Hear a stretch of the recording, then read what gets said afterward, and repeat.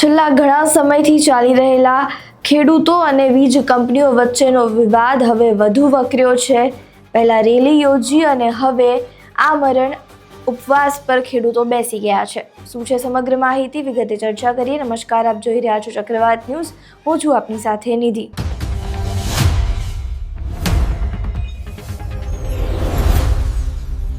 ખેડૂતો અને વીજ કંપનીઓ વચ્ચેનો જે વિવાદ છે તે વધતો જ જઈ રહ્યો છે।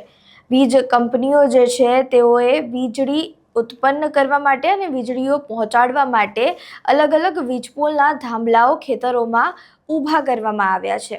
હવે જે ખેતરોમાં થાંભલા ઊભા કરવામાં આવ્યા છે ત્યાંના જે ખેડૂતો છે તેઓ તેનો વિરોધ કરી રહ્યા છે અને પ્રોપર વળતરની માંગ કરી રહ્યા છે।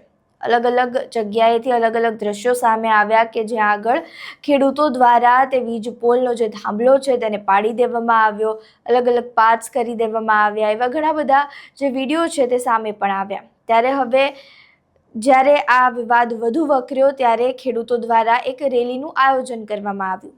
રેલી અહીંયા અમદાવાદથી નીકળી હતી, જો કે અલગ અલગ ગામોમાંથી જે ખેડૂતો છે તે ભેગા થયા। અમદાવાદથી લઈને ગાંધીનગર સુધીની આ રેલી હતી, જેમાં ઓગણજ આગળ રેલીને રોકી દેવામાં આવી અને ગાંધીનગર સુધી પહોંચવા ન દેવામાં આવ્યા। ત્યારબાદ હવે જે જેતપર ગામના જે ખેડૂતો છે તેઓ હવે ઉપવાસ પર બેઠા છે।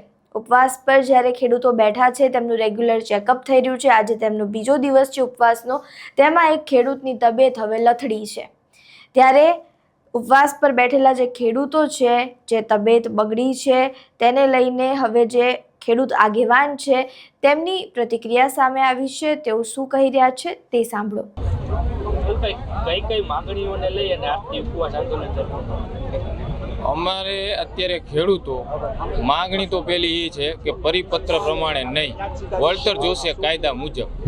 કલેક્ટર સાહેબ ટેલિગ્રાફ એક્ટ 1885 ની કલમ 16 હેઠળ હુકમ કરે તો એ જ કાયદામાં કલમ 10D મુજબ અમને વળતર આપો। 10D કહે છે કે કંપનીને ખેતરમાં ઓછામાં ઓછું નુકસાન કરવાનું છે અને થાંભલો અને તાર આવે જે પણ અમને નુકસાન થાય છે સંપૂર્ણ નુકસાન આપો। માંગ બીજી એ છે કે કેન્દ્ર સરકારની ગાઈડલાઈન છે એમાં પોઈન્ટ નંબર 9 સ્પષ્ટ કહે છે કે ભાઈ સંપૂર્ણ પેમેન્ટ એક હપ્તામાં અને એડવાન્સમાં આપો। અને ત્રીજી માંગ અમારી એ છે કે આ બંને માંગો અમારી સંતોષાય નહીં ત્યાં સુધી પ્રશાસન પોતે આગળ થાય છે, બરોબર, અને બળજબરીપૂર્વક ખેડૂતના ખેતરમાં કામ થાય છે, કામ બંધ કરો। અત્યારે કેટલા ખેડૂતોના ખેતરમાં આજે વીજ થાંભલા જે આવે છે અને કેટલી જમીનમાં અસર કરે છે? જેતપરમાં અત્યારે અદાણીની લાઈન છે 765 kV, એના 20 પોલ છે, પછી 800 kVની બીજી લાઈન છે એના 12 થાંભલા છે, અને તારવાળા અમારે અદાણી લાઈનમાં 100 થી 120, અને જે બીજી 800 kVની છે એમાં પણ 70 થી 80 ખેડૂતો તારમાં આવશે। એટલે આ કેટલા ખેડૂતો આ થાંભલામાં અસરગ્રસ્ત થાય છે ને કેટલી જમીન આવે? એટલે આમાં જમીન તો કેટલી આવે એ અંદાજ નહીં કહી શકું, પણ ખેડૂતોના સર્વે નંબર 300+ જશે બંને લાઈન થઈને।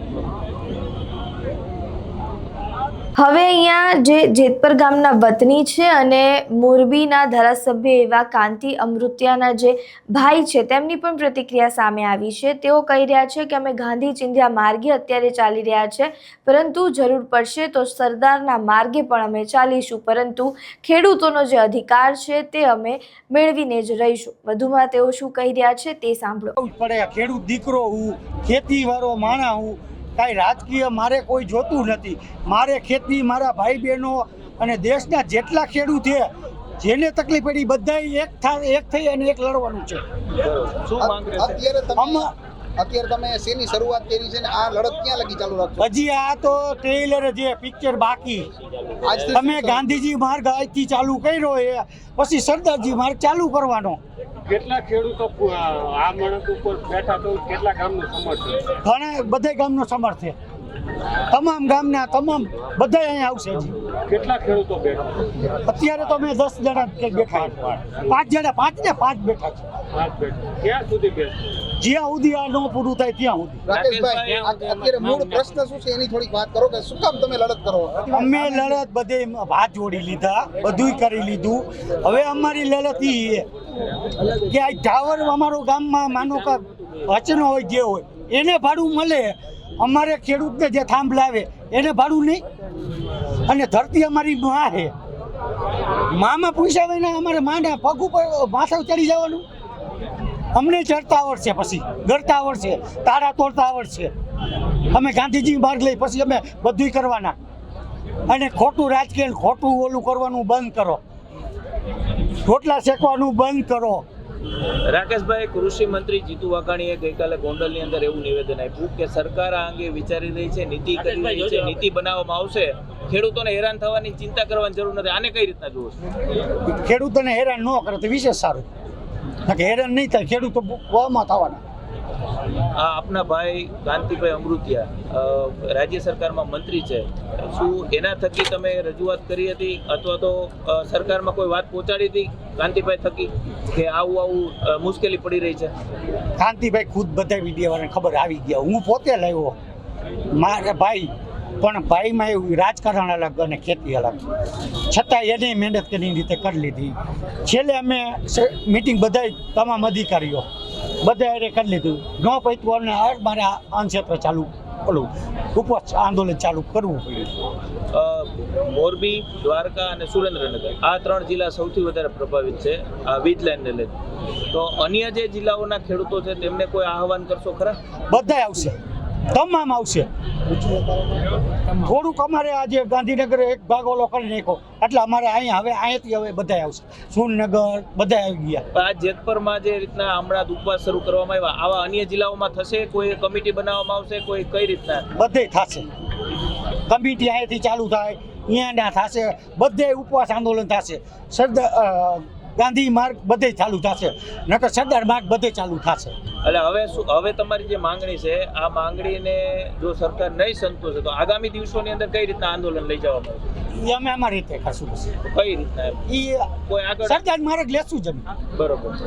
ખેડૂતો અને વીજ કંપનીઓ વચ્ચેની જે લડાઈ છે તે વધુને વધુ વધતી જઈ રહી છે. ખેડૂતો પ્રોપર વળતરની માંગ કરી રહ્યા છે, સરકાર પાસે માંગ કરી રહ્યા છે કે તેઓ વીજ કંપનીઓને કહે કે પ્રોપર વળતર, ખેતરોનું જે નુકસાન થયું છે તેને લઈને આપવામાં આવે, જે થાંભલા નાખવામાં આવ્યા છે તેનું પણ તે જમીનનું વળતર તેમને આપવામાં આવે તેવું ખેડૂતો માંગ કરી રહ્યા છે. ઉપવાસ પર બેઠા છે. ઉપવાસનો આજે બીજો દિવસ છે અને ખેડૂતોની તબિયત લથડી રહી છે.